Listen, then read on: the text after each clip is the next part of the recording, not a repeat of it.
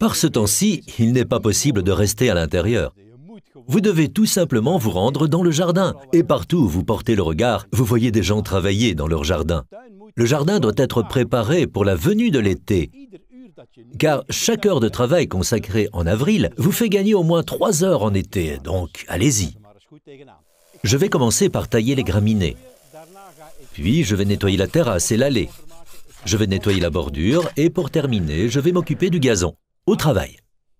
Vous devez couper les graminées sèches avant que la touffe repousse. Pour un travail précis, j'utilise un bon taille-haie qui permet de bien arrondir les touffes.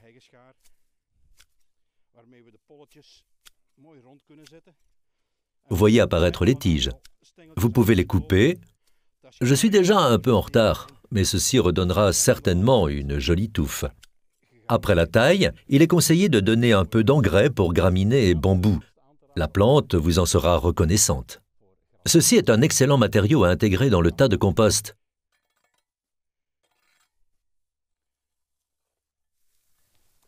Vous savez que vous devez alterner les couches sèches et les couches vertes dans un tas de compost. Donc, ne brûlez pas ces herbes sèches et ne les jetez pas, mais gardez-les pour le compost. Notre maison et notre terrasse sont des vestiges des années 70 quand j'étais encore un jeune homme. À cette époque, vous aviez encore ces pierres silex typiques, comme vous le voyez ici. Mais il y a un problème, toutes sortes de mauvaises herbes poussent entre les joints et également des mousses. Vous pouvez naturellement les traiter de façon chimique, mais vous savez peut-être que je préfère l'approche mécanique.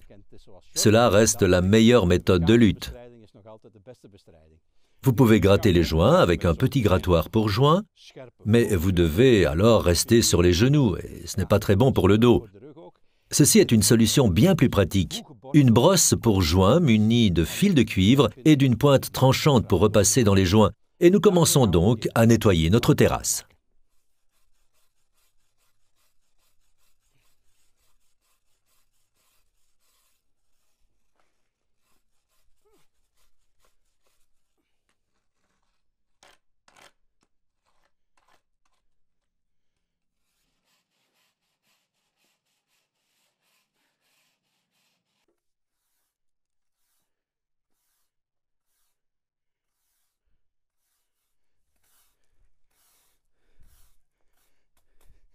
Vous avez certainement vu que cette brosse n'est pas ordinaire. C'est une brosse spéciale sur laquelle les poils sont implantés comme sur une brosse à dents électrique, un peu en zigzag. Vous ne pouvez rien omettre et emporter tout en un seul mouvement de balayage. C'est vraiment pratique.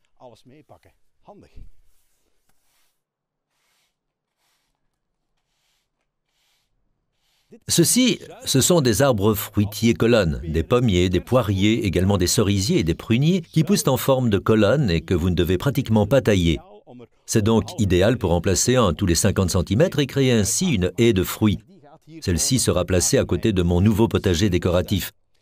Mais il reste des mottes de gazon et tout un tas de mousse à l'endroit où ils doivent être placés, et je vais donc biner. Une binette spéciale qui convient fort bien est cette lourde serfouette.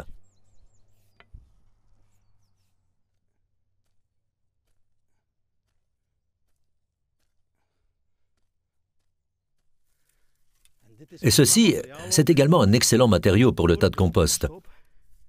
Avec cette binette, vous pouvez enlever les mottes sans emporter trop de sable. C'est vraiment un outil pratique qui vous permet toujours de travailler en arrière.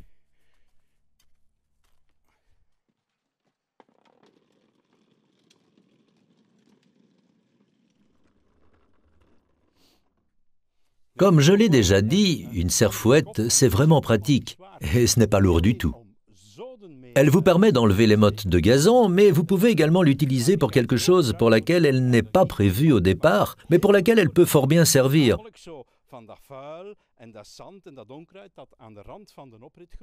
Enlever la saleté, le sable, les mauvaises herbes, etc., qui poussent le long de l'allée, et cela en un seul mouvement. Et vous savez, si vous l'utilisez, vous pouvez dire le soir à votre femme « J'ai travaillé toute la journée dans mon allée », alors que cela n'a duré qu'une demi-heure, et elle vous croira.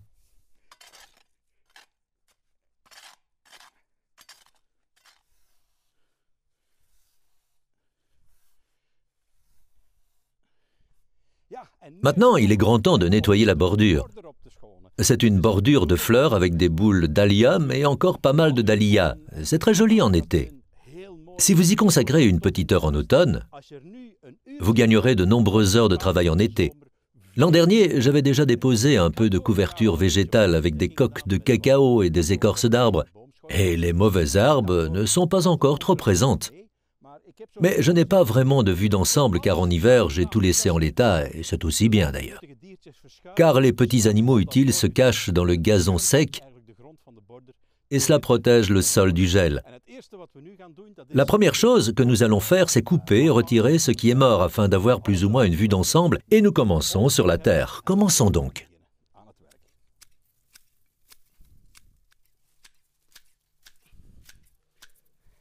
Et regardez, ceci est ma protection hivernale pour les dahlias et pour quelques alliums qui ont poussé un peu tôt. Et cela a bien fonctionné. Car regardez ce qui sort du sol. Mes oignons géants. Vous ne devez pas retirer vos dahlias, vous pouvez les laisser en hiver à condition, du moins, de les protéger. Je le fais avec un peu de bois mort fin. Ceci retient une couche d'air et de cette manière, le sol ne gèle pas et les dahlias peuvent à nouveau fleurir l'année suivante.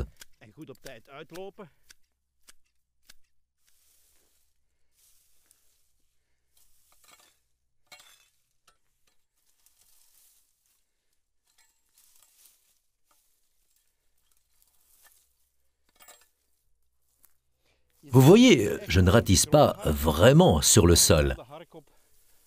Je garde le râteau à quelques 10 cm de haut à travers la bordure. J'emporte ainsi tout ce qui est coupé et libre et j'ai déjà une meilleure vision sur les plantes qui s'y trouvent. Voilà, j'ai maintenant une belle vue d'ensemble des endroits où les jeunes plantes ressortent. Je laisse les tiges de l'an dernier encore à une hauteur d'environ 20 cm. Vous ne pouvez pas vous tromper et marcher dessus. Vous n'abîmerez pas les jeunes pousses. Je constate qu'ici, derrière le bord, le lierre commence à y pénétrer. Ceci n'est absolument pas autorisé. Le lierre est le pire ennemi des bordures. Je dirais, le lierre est l'ennemi du jardin. Mais tout le monde ne sera pas d'accord. En tout cas, il doit rester à l'écart de ma bordure. Je dois donc le couper. Il vaut mieux le faire avec une bêche.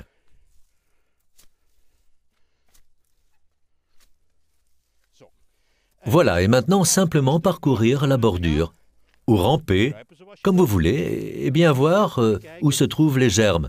Regardez, ceci est un brin d'herbe. Il doit être arraché. Vous voyez que la couverture végétale de l'an dernier est encore très bonne, les feuilles et les écorces, elles ont bien fait leur travail. Ici et là, quelques mauvaises herbes, mais je les arrache quand même. Ici, regardez, ceci n'est pas une mauvaise herbe, ce sont des plantes de bordure qui sortent déjà. Regardez ici aussi, j'ai réellement un bon aperçu. Je l'admets, c'est un peu fastidieux de parcourir une bordure de 5 mètres de long. Ce n'est pas grand, mais pourtant, cela prend vite 1h30. Mais la récompense est grande, et vous en profiterez plus à partir du mois de mai, et ce, jusque fin octobre. À ce moment-là, les floraisons automnales seront arrivées à terme. Une bordure de plantes vivaces vaut certainement la peine et est à la mode. Et pourquoi ne pas essayer? Ne la réalisez pas trop grande, elle reste ainsi contrôlable. Voilà, ça c'est une ancolie.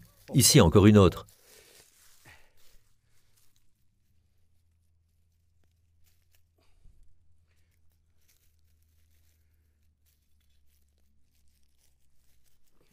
En avril, il est grand temps de soigner votre gazon. Et disons-le, une herbe que vous pouvez fouler chaque jour et sur laquelle les enfants et le chien peuvent folâtrer et qui peut le supporter doit être bien soignée. Eh bien, soigner votre gazon commence par la tonte. Voilà, retirez le bac. Les poules apprécient tout ce qui provient du gazon. Elles peuvent y picorer à l'aise. Allez, allez, allez, venez, venez, venez. Il est très important de régler la hauteur. Si vous tondez pour la première fois, ne tondez pas trop court, car vous ne faites que stimuler la croissance de la mousse. Veillez à travailler sur la position 2 ou peut-être 3, C'est plus haut d'1 ou 3 cm. Nous le faisons ici en un tour de main avec cette option. Cette machine vous permet aussi de déposer un paillage. Alors vous n'aurez plus du tout de déchets et c'est surtout pratique pour une grande pelouse. L'herbe tondue est en fait broyée très finement par la machine. Elle n'est pas collectée dans un bac. Mais à la place vient cette serrure pratique. L'herbe broyée en paillage peut rester en place car elle sert d'engrais. Regardez, vous glissez simplement ceci dedans, voilà. Prêt pour le paillage. J'ai constaté ici et là la présence de mousse sur mon gazon. Je ne peux pas encore qualifier cela de pelouse, car nous n'en sommes pas encore là, surtout le long du bac à épices. Il me paraît judicieux d'enlever cette mousse.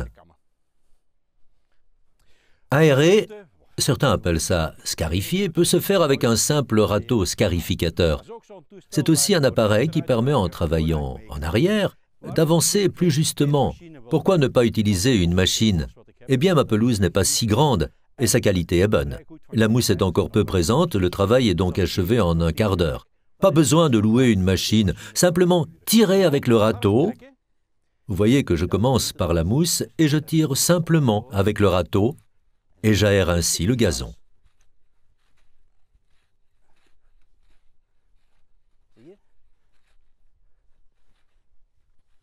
Vous voyez, cela n'a pas un bel aspect quand vous roulez par-dessus. Vous verrez pas mal de terre nue, mais le gazon va nettement mieux s'enraciner et la mousse disparaîtra. Cela peut être fait chaque année, je pense.